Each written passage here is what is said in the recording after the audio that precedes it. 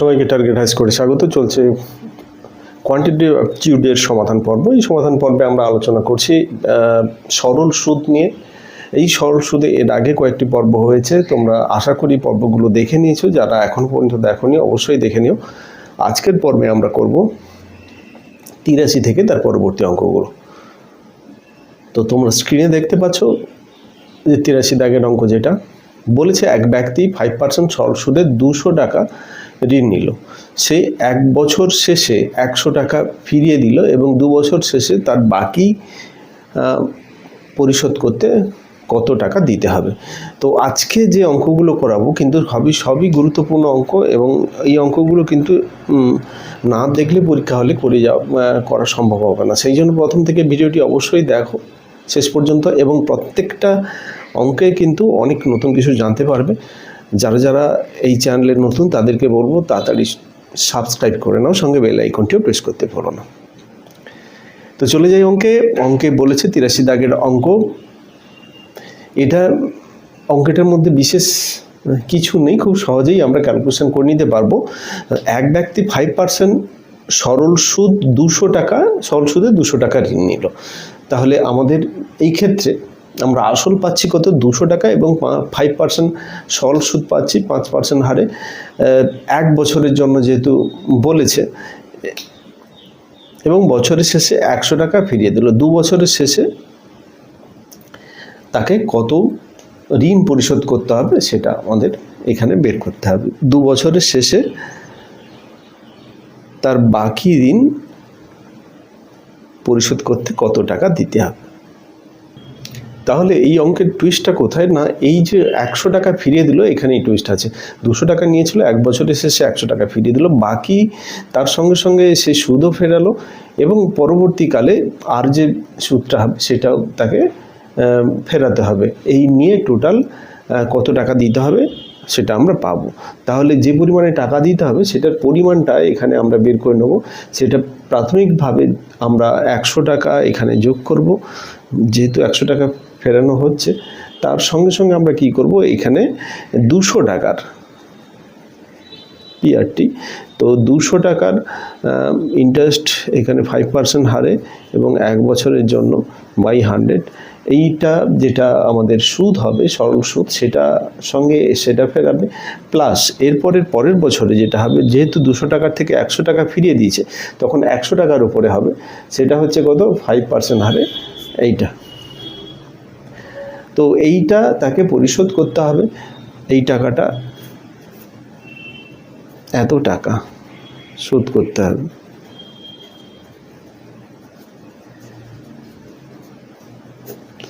তাহলে এটাকে আমরা ক্যালকুলেশন করে দেখব কত হয়। 0 কেটে দিলাম, এটা 10 আসবে, আর এটা 100 কেটে যাচ্ছে, এটা 5। তাহলে আমরা দেখতে পাচ্ছি 115 টাকা। তো এই 115 টাকাই তাকে পরিশোধ করতে হবে। এখানে সিট দাগের অপশানটা কারেক্ট অপশান। আশা করি বুঝতে অসুবিধা হলো না। চলে যাচ্ছি নেক্সট অঙ্কে। নেক্সট অঙ্কটা কি বলেছে একবার দেখে নিই।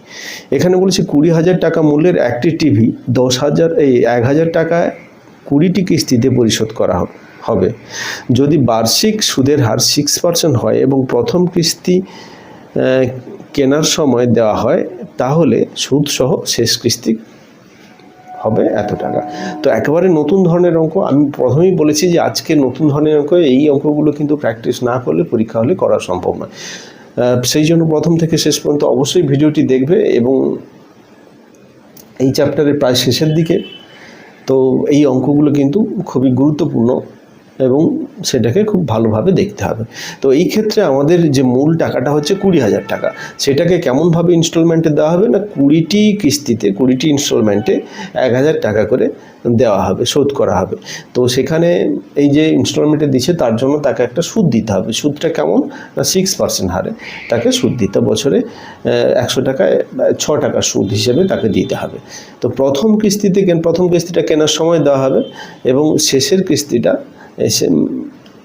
শেষ কিস্তিটা কত দিতে হবে সেটা আমাদের এখানে বের করতে হবে। তো এই ক্ষেত্রে তাহলে প্রথমে যে পরিমাণের অর্থটা দেওয়া হচ্ছে সেই পরিমাণে অর্থ মোট হচ্ছে, এখানে মোট টাকা দিতে হবে কত হচ্ছে, মোট টাকা দিতে হবে আমরা জানি না। তো যেটা মোটামুটি আমাদের ফেরত দিতে হবে যেই মূলধনটা, সেটা হচ্ছে 20,000 টাকা। এইবারে এই 20,000 টাকার মধ্যে আমাদের যেটা হচ্ছে প্রথম মাসে যেটা দেওয়া হচ্ছে কত, প্রথম যখন কেনা হচ্ছে তখন নগদ দেওয়া হচ্ছে 1,000 টাকা। এইবারে বাকি টাকাটা কত হচ্ছে না, প্রথম কিস্তি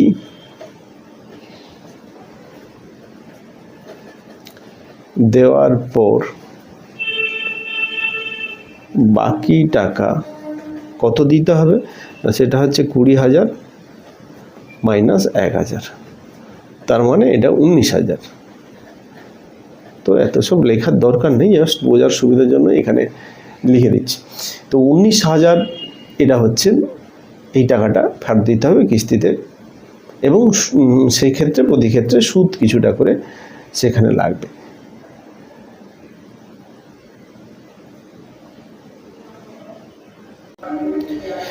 তো এই অঙ্কের ক্ষেত্রে যেটা আমরা পেলাম কি না, 1900 টাকা পরিশোধ করতে হবে এরপরে। তো সেটা আলাদা ব্যাপার, প্রতিটা কিস্তিতে এখানে আমাদের 1,000 করে দিতে হবে। এখানে তাহলে মোট কিস্তির পরিমাণ কত হচ্ছে, মোট কিস্তির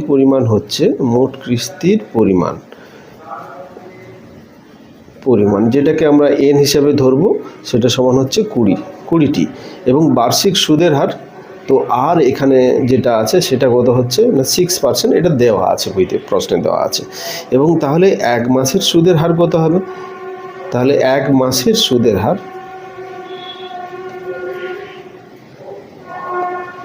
হার হচ্ছে কত, 6/12% বা 0.5%। তো এটা হচ্ছে আমাদের 1 মাসের সুদের হার বের করলাম। কেন বের করলাম 1 মাসের সুদের হার, সেটা আমি পরে আসছি। তো এখানে যেহেতু প্রথম কিস্তিতে কেনার সময় বা শুরুতে পরিশোধ করা হচ্ছে, এবং তাই অবশিষ্ট টাকার প্রতি বছরের মাসে হাসমান পদ্ধতিতে সুদ ব্যবহার করা হবে। প্রথম কিস্তির উপরে 1 মাসের সুদ যেটা আছে, প্রথম কিস্তির ওপর 1 মাসের সুদ। এখানে একটা স্পেশাল সূত্র ব্যবহার করব, সেটা আসছি পরে। আপাতত এইটা আগে করে নিই। 1 মাসের সুদ হচ্ছে কত, তো সেটা হচ্ছে প্রথম কিস্তি 1,000 টাকা। তো সেখানে 1 মাসের সুদ হচ্ছে এইটা হবে, এটা যদি পার্সেন্টেজ ছিল, এটাকে 1,000 টাকায় সুদ আমরা বের করবো 5 টাকা। তাহলে 1,000 টাকার সুদ হচ্ছে 5 টাকা। তো এই ধরনের অঙ্কের ক্ষেত্রে আমরা মাসিক সুদ বের করে নিয়েছি। তো শেষ মাসে আমাদের কতটা সুদ দিতে হবে, সেটা এটা একটা সমান্তর প্রগতিতে বাড়ছে, সেই জন্য এটাকে এই সূত্রটা ব্যবহার করা হবে, যে মোট সুদের পরিমাণ নির্ণয়ের যে সূত্র, মোট সুদের পরিমাণ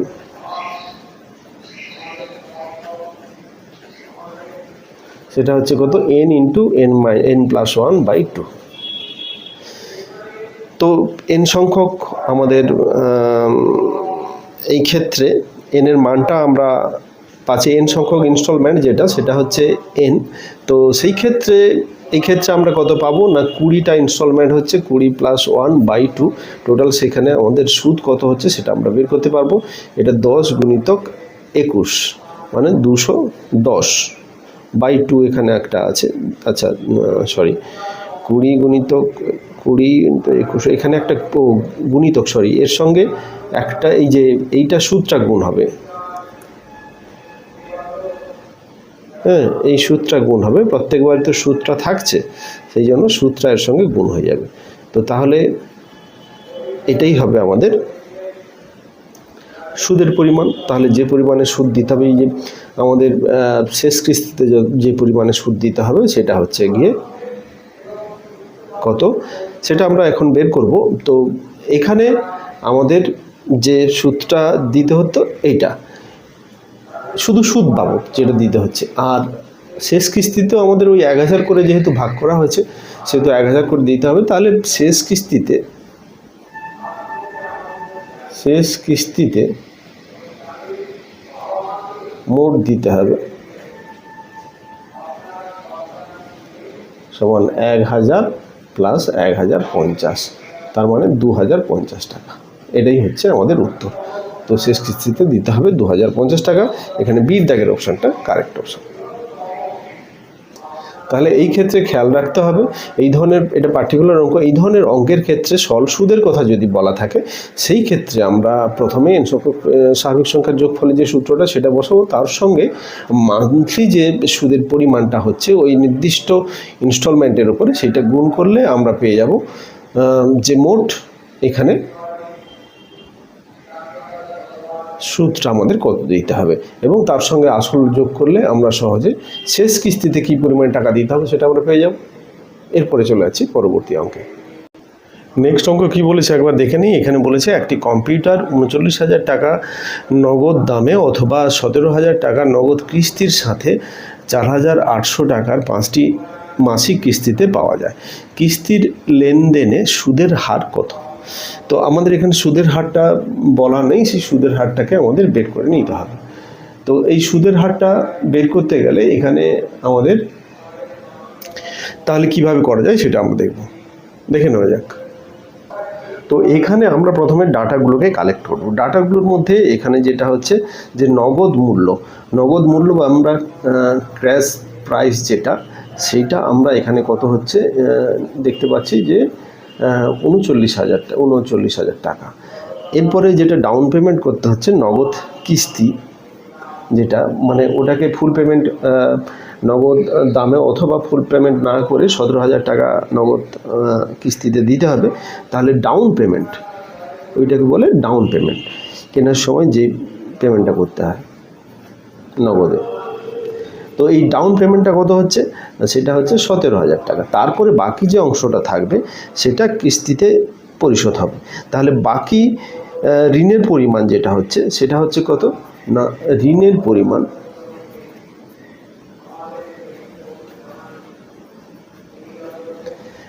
পরিমাণ হবে কত, এই 39,000 মাইনাস 17,000,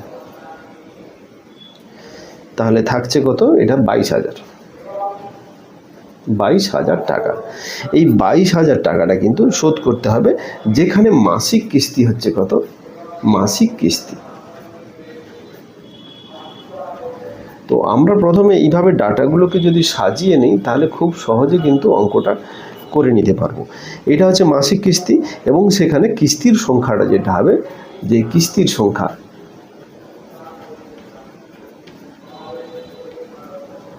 হচ্ছে 5। তাহলে আমরা সব ডাটাগুলো এখানে পেয়ে গেলাম। এবারে যেটা আমাদের হিসাব নিকেশ করতে হবে, মোট পরিশোধিত টাকা এবং সুদের পরিমাণ, এটা আমরা বের করব। তাহলে 5টি কিস্তিতে টাকা শোধ হয়।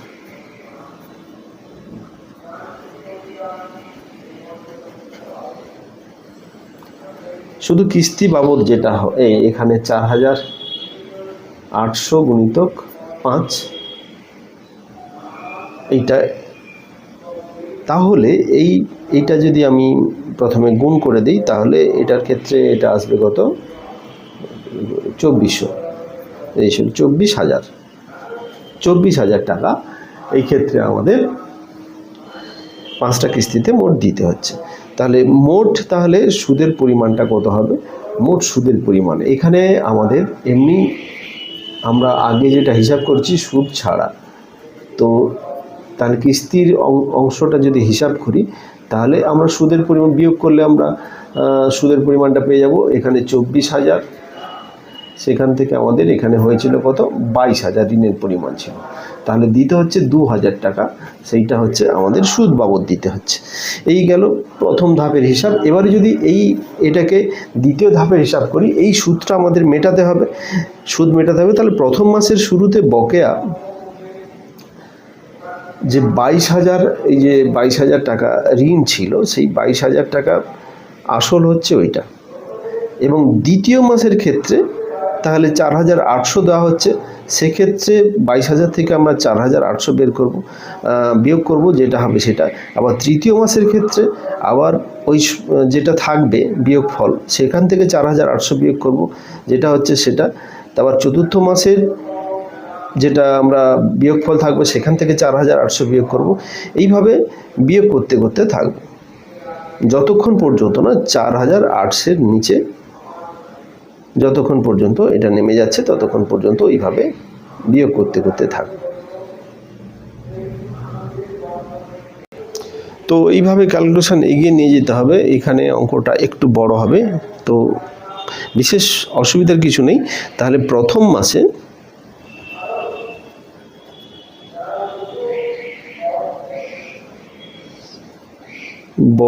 বকেয়া টাকার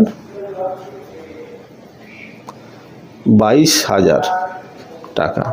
তো দ্বিতীয় মাসে বকেয়া আসল সমান হচ্ছে 22,000 মাইনাস 4,800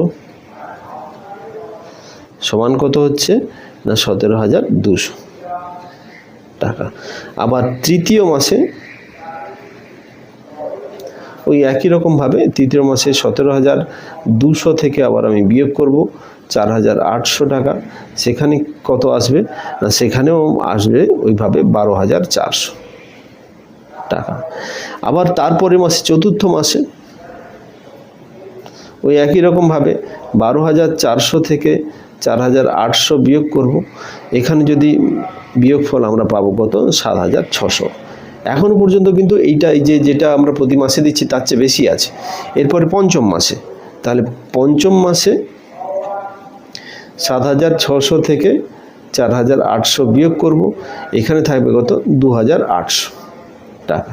তো এটা তো যে কিস্তিটা দেওয়া হচ্ছে তার চেয়ে কমে যাচ্ছে, তাহলে আমাদের এরপরে আর কিস্তির প্রয়োজন হবে না, ওই টাকাটা পুরোটা তাহলে দিয়ে দিতে হবে। এই ক্ষেত্রে আমাদের যেভাবে আমরা হিসাব করেছি মোট সমতুল্য যে আসলটা যেটা হচ্ছে সেটা কিভাবে হচ্ছে এক্ষেত্রে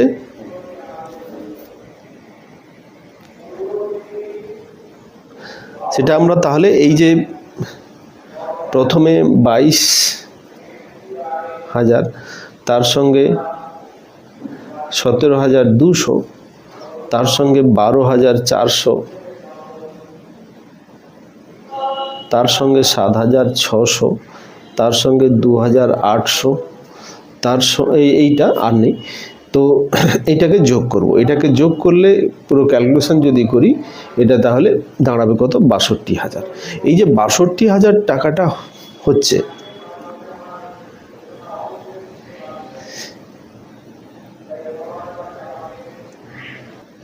এখানে আমরা দুটো স্টেপে অঙ্ক করলাম, এবারে থার্ড স্টেপে ফাইনাল স্টেপে আসবো।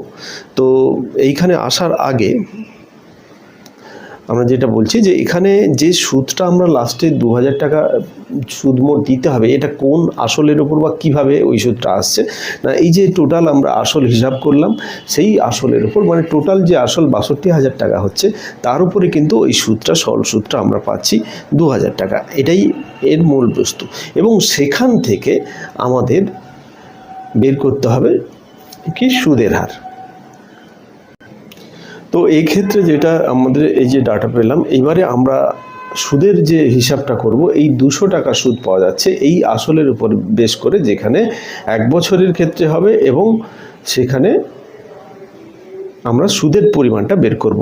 তাহলে এটাকে ক্যালকুলেশন করব আমি এইভাবে যে 2,000 সমান এখানে 62,000 এটা হচ্ছে আসল, আর পার্সেন্ট সুদের হার 1 বছরের জন্য বাই 100, এইখান থেকে আমরা তাহলে আরটা বের করে নেব। আর সমান তাহলে কত হচ্ছে 2,000 গুণিতক 100 বাই 6200। তো এখানে 3টে শূন্য আমরা কেটে দিচ্ছি, এটা 2 দিয়ে কেটে যাবে 31 হবে, তাহলে 100 বাই 31। এইটা কি বেরোলো সুদের হারটা মাসিক বেরোলো। এটাকে আমরা বাৎসরিক করব, তাহলে একে 12 দিয়ে গুণ করব। একে 12 দিয়ে গুণ করলে 1200 বাই 31। এইবারে 1200কে 31 দিয়ে ভাগ করব আমরা। এটা 3 এ 4 এ 4 3 এ 12, 4 এ যাবে না 3 এই যাবে, 93 7 আর 20 27 70। আচ্ছা 8 এ যাবে, 8 1 এ 8, 8 3 এ 24, 9 দিলে তো বড় হয়ে যাচ্ছে, 8 3 24, তাহলে এখানে 2 আর এখানে 2, তাহলে এইটা থাকছে 0.0, এখানে 0 একটা নামলো। এবারে এটাতে এখানে যদি আমি এ করি, এটা হবে কত না 7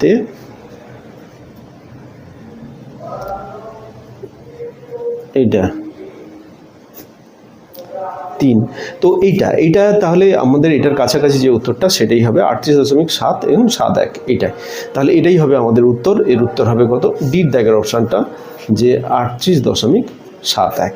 তো এইটা অঙ্কটা কঠিন মনে হতে পারে, কিন্তু এই অঙ্কটা কিন্তু যে কোনো 2-3 রকমের পদ্ধতিতে করা যায় এবং এর বিশেষ সূত্র দিয়েও করা যায়।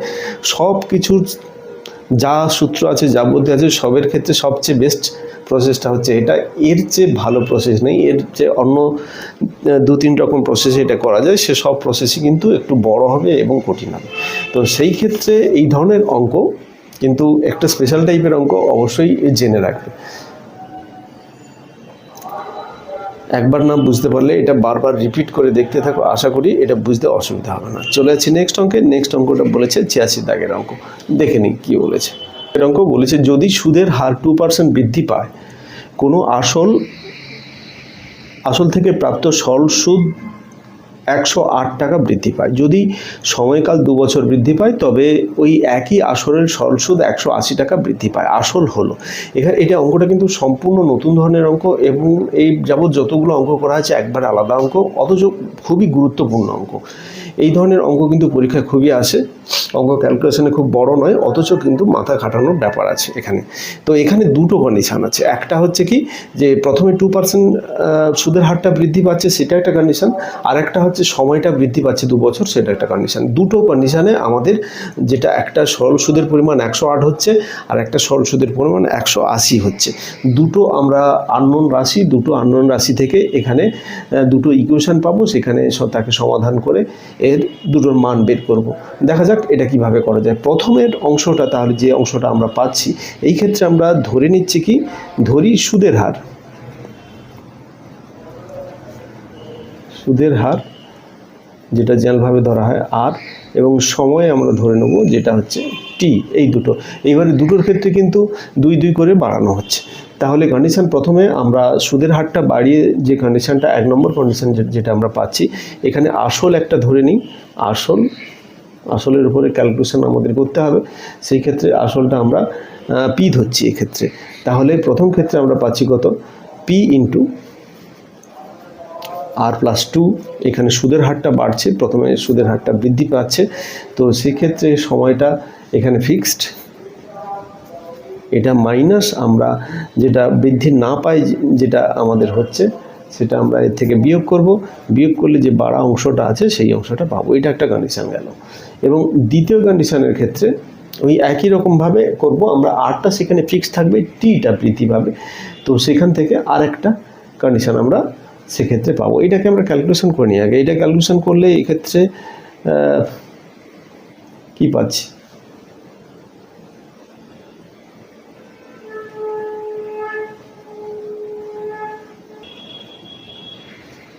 এক্ষেত্রে আমাদের যদি ক্যালকুলেশন করি, তাহলে একটা আসবে PR/T/100 প্লাস আর একটা আসবে 2PT/100 minus PR/T/100 equal to 108।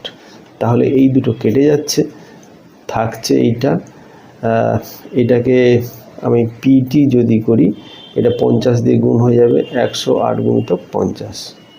এটা আমরা নিতে পারি 8 5 40, 4 হাতে 40, 0 আছে যেহেতু 40 লিখে দিলাম, 5 1 5, একটা 0 এক্সট্রা আসবে।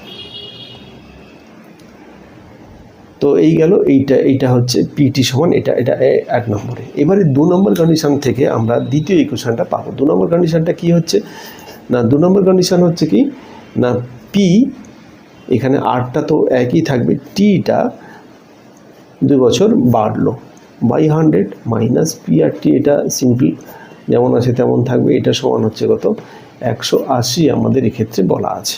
তো তাহলে এখানে যদি আমি এটাকে ক্যালকুলেশন করি, PR/100 প্রথমটা হয়ে গেল -2PR/100